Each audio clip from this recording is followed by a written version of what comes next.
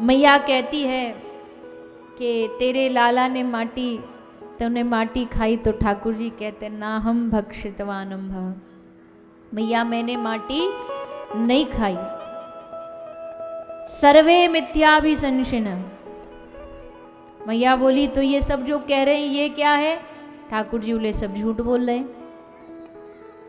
मैया बोली एक झूठ बोलेगा, दो बोलेंगे, इस सारी की सारी टोली थोड़ी झूठ बोलेगी। ठाकुर जी बोले मैया हम पे भरोसा नहीं है ना, अगर तो भरोसा नहीं है तो हमारा मोड़ो देख ले, मतलब मुख देख ले। ठाकुर जी बड़े कॉन्फिडेंस से बोले कि हम जोरदारी से बोलेंगे तो मैया ऐसे ही मान जाएगी, बिन देखे ही बोल देगी कि जब इतनी हिम्मत से कह रहे हो है कि मुंह देख ले तो मतलब तो इसने मिट्टी नहीं खाई होगी। पर यशोदा मैया भी आज ठाने बैठी थी कि आज तो इसकी सच्चाई बाहर निकालूंगी। ठाकुर जी ने जब कहा कि यदि सत्य गिरस्तरी, अगर तुमको यकीन नहीं हो रहा तो मेरा मुंह देख लो, तो यशोदा मैया बोली दिखा, खोल के दिखा मुंह। ठाकुर जी बोले मैया ऐसे नहीं मानेगी बिना देखे। मैया बोली आज तो नहीं मानूंगी।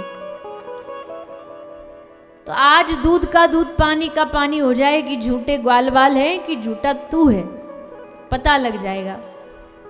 पक्का मैया देखेगी? बोले हाँ पक्का देखूंगी, दिखा। और श्री ठाकुर जी ने अपना मुखमंडल खोल करके यशोदा मैया को दिखाया। और जैसे ही श्री यशोदा मैया ने लाला का मुख देखा, लाला के मुख में क्या देखा? कोई साधारण बालक नहीं, इसके मुख में तो चारों ओर ब्रह्मांड घूम रहे हैं, बड़े बड़े ब्रह्मांड, बड़े बड़े ग्रह,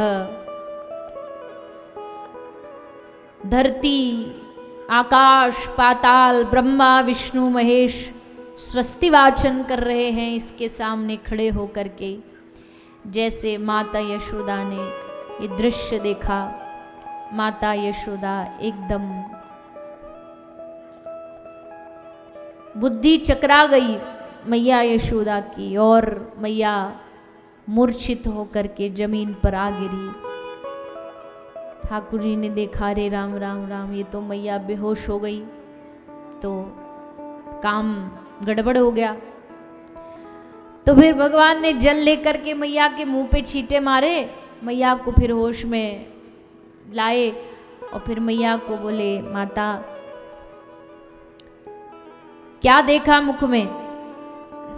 मैया बोली हे प्रभु मत पूछो मैंने क्या देखा। मुखारविंद में आपके बड़े बड़े ग्रह देखे, बड़े बड़े मैंने देवी देवताओं को आपकी स्तुति करते देखा, और मैं आपके कान पकड़ के खड़ी हूँ। ये तो कितना बड़ा अपराध मुझसे हो गया, पाप हो गया। अब तक तो यशोदा मैया बालक समझ रही थी, पर अब जब भगवान का दर्शन हुआ, ब्रह्मांड का दर्शन हुआ, तो मैया ने अपना भाव बदल दिया।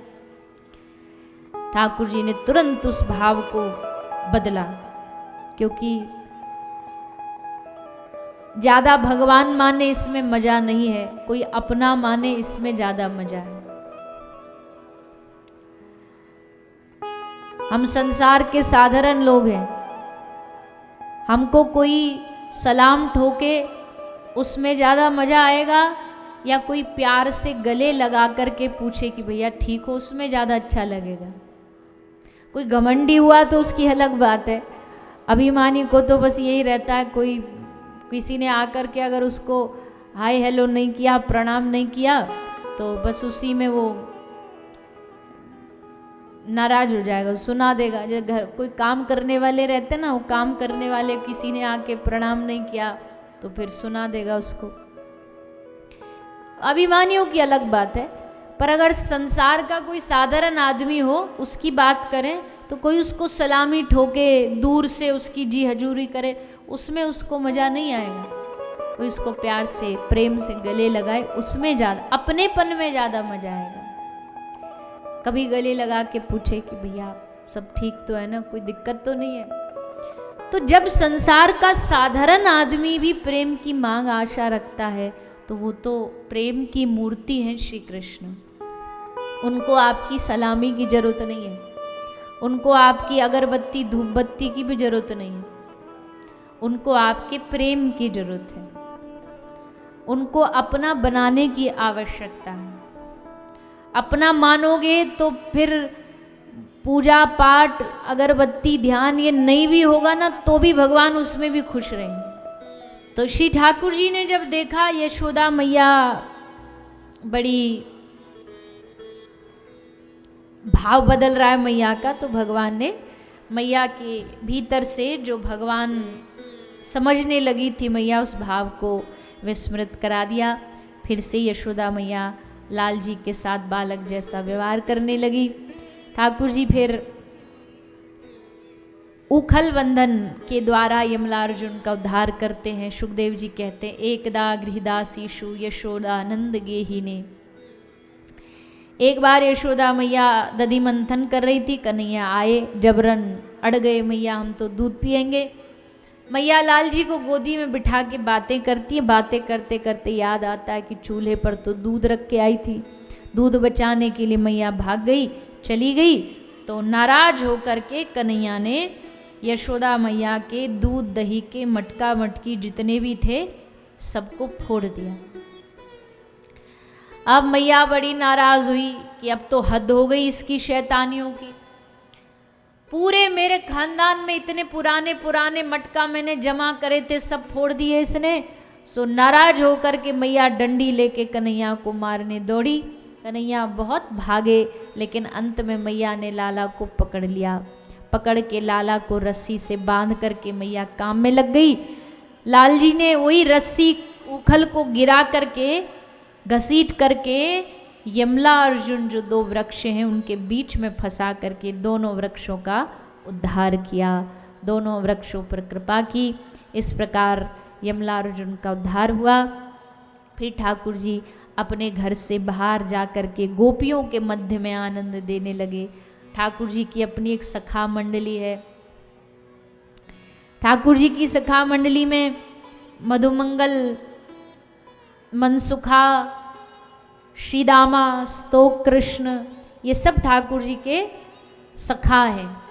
इन सब सखाओं के साथ ठाकुर जी कुछ ना कुछ लीला करते हैं। भगवान सबके साथ गौचारण करना भी आरंभ करते हैं। 5 वर्ष की अवस्था में ठाकुर जी गौचारण आरंभ करते हैं।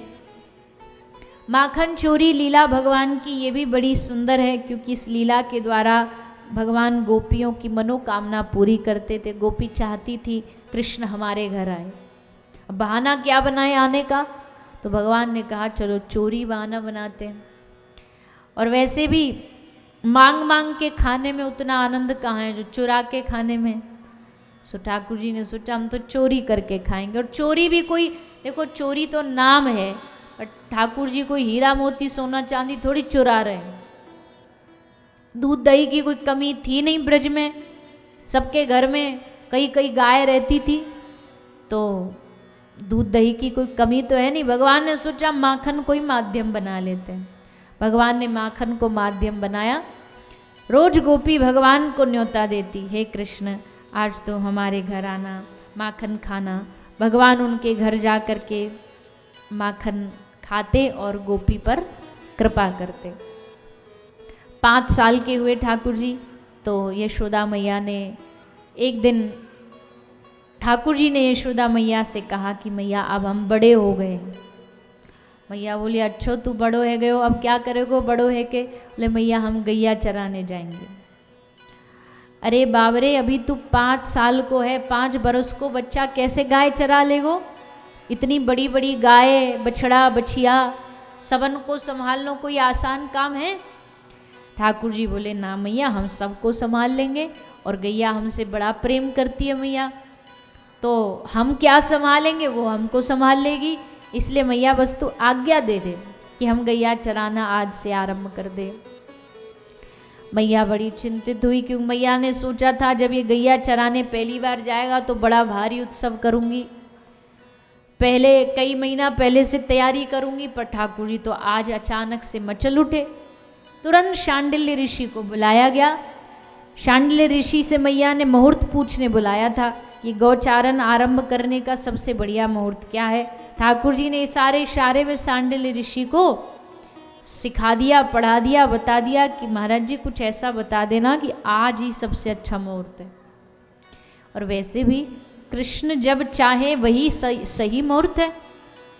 तो सांडिल्य ऋषि ने मैया को कहा, मैया आज बड़ा अच्छा मुहूर्त है, आज से ही कन्हैया को गैया चराना आरंभ कर देना चाहिए। तो ठाकुर जी अब बन गए गोपाल, जो गाय को चराने वाला हो वो गोपाल।